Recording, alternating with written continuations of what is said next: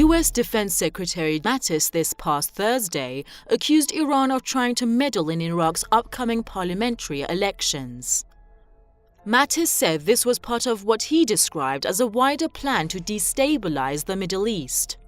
This followed other accusations raised by Washington that the Islamic Republic has already spent huge sums to increase its influence across the region. But those accusations fly in the face of the fact that it has been the US itself which is blamed for deteriorating instability in the region through its so-called wars on terror. Quite to the contrary, Iran is being credited for contributing its own initiatives to fight the terrorists by helping the governments of Iraq and Syria.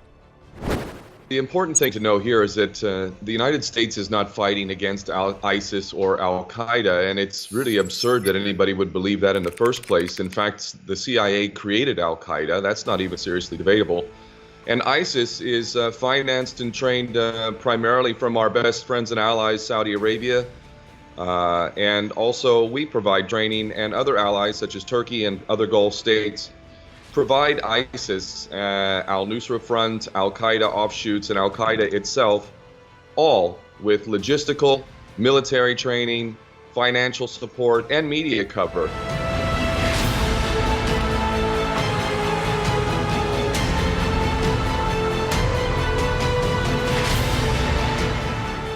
There have increasingly been criticisms against America's military presence in Iraq, a presence that started with the 2003 invasion of the oil-rich country.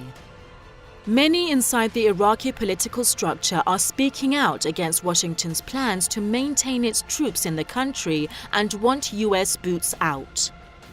But the White House has been trying to use Daesh terrorists to justify its plans for Iraq. This is while the world has little trust in America's sincerity over this. The long-term goals of the United States are lockstep in line with Israel, and the goals are to create the next empire. This is crazy for most people to even ponder such things, but we see this process playing out right now in Syria, as a matter of fact, where Israel has been providing medical attention and support to the terrorists in that area. This is again on record. Israel is expanding beyond the territory they took in 1967 in the Golan Heights. They want to expand that, to create buffer zones, to encroach even further into Syrian land.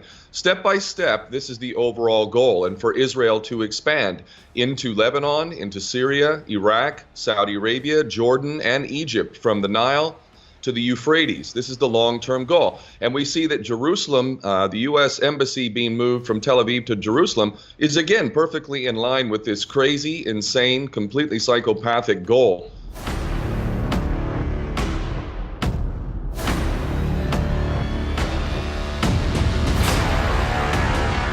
There have been for long speculations that the US launched the invasion of Iraq under fake excuses to plunder the country's resources.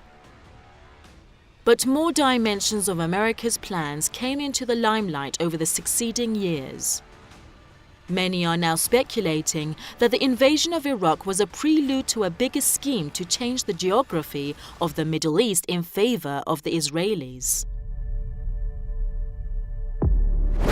Really, the issue here is that Iran has gotten in the way of the plans of the United States to completely disembowel the Middle East, to sow the seeds of sectarian hatred across the region, to fracture and weaken the entire region. And Iran has stood in the way of that, as has Hezbollah, and of course the Syrian government, military, and Bashar al-Assad. So the real reason the United States The real reason why the United States would be upset is because it's been erupted in its plans to effectively destroy the Middle East for the Greater Israel Project. The current signs on the ground show that Iraq is moving toward a stronger democracy and a prosperous economy.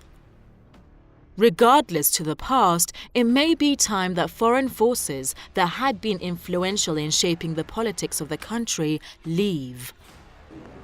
Now that a new Secretary of State is coming to the White House, one will only have to wait to see what Washington's policies toward Iraq would be.